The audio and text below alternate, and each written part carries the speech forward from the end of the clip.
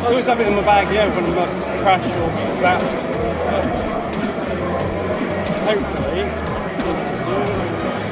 But yeah, it's got a nice screen on it.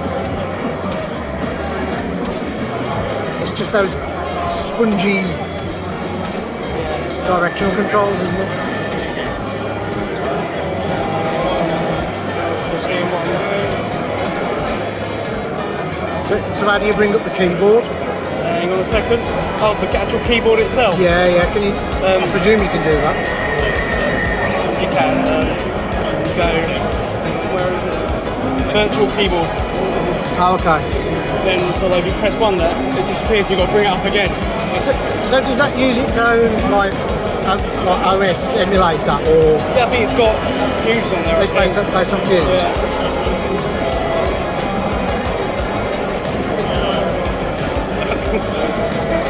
Can't really play it. That's wicked. That's cool. Let's have a look at the port. What's the ports on the back? Nice. It's like it's got like a little hidden lithium battery. Yep.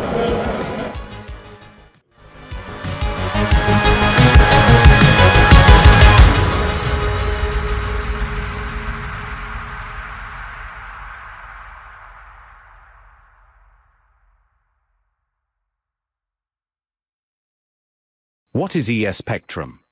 ES Spectrum is an emulator of the 48K and 128K models of the Sinclair ZX Spectrum microcomputer that runs on Espressif ESP32 microcontrollers. A microcontroller is a small computer dedicated to specific tasks with usually limited processing power, memory, and storage. Fortunately, even with its limitations, the ESP32 has proven to have sufficient processing power for the development and execution of various emulation projects. The chip is offered to manufacturers and makers for integration into other boards, and luckily for us, there are boards on the market that, in addition to the ESP32, include as standard the electronics, components, and connectors necessary for the perfect functioning of our project. One of the most affordable options is the Liligo TTGO VGA32 board. This small board includes, for an approximate price of about €15, everything you need to enjoy an emulated Spectrum. VGA connector, 2 PS2 connections for keyboard and mouse, a preamplified mini-jack audio output, an SD card slot and a micro USB connector for power and serial USB communication. We have also collaborated with Antonio Villena, a well-known manufacturer of retro hardware who has created a board compatible with the project that has some improvements, highlighting among them the possibility of using a real Sinclair ZX Spectrum keyboard as an input device.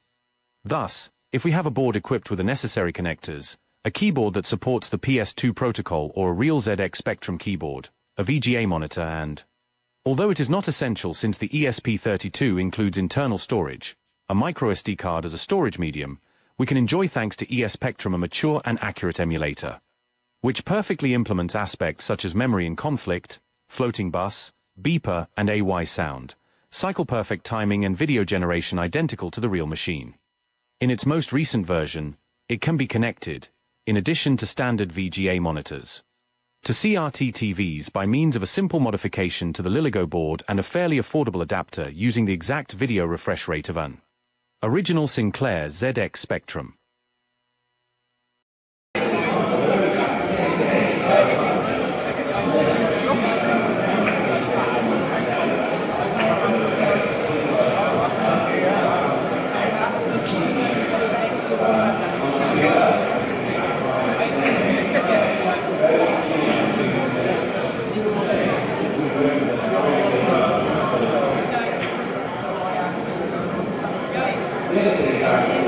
Dual display, so we got VGA and HDMI.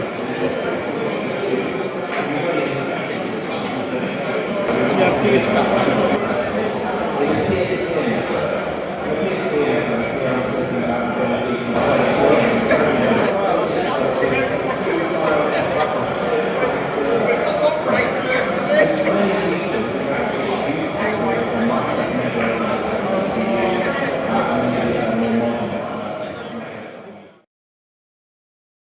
So it's time for the next part of our Spectrum conversation. And joining us here on the stage is Phoebus and Enrique from the Spectrum Next project. Martin's staying with us as well to field a few questions of his own. And we're going to chat a little bit about the project, about the origins, where we are, where it's going. I think you have a bit of news to share with us as well. I see people with an Amsterdam affiliation over there. Yes, they're wonderful people. They don't seem to be interested in the Spectrum Next, which is a big mistake. I see Commodore people over there as well. Nobody seems to be interested in the Spectrum Next, which is another big mistake. As you'll find out very soon. You can see what it says there.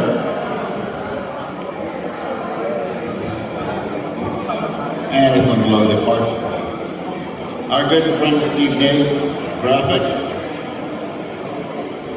Commodore people, you probably want to have a look at this. You need to pay attention. And there you go, we have the C64 running on the Spectrum Next, everybody. How about that? Running as if it was on the C64, on the original hardware. Yeah, you can see that, it's pixel perfect. But yeah, as I said about the manual, so I'm at the first Kickstarter. And I actually had conversations with Phoebus on Facebook about the upcoming manual, and it was talking about how extensive it would be. And I've got to admit, I was thinking, yeah, extensive. We'll probably end up with about 4 pages. Then my Next arrived with half a tree in it of manual. It was wonderful.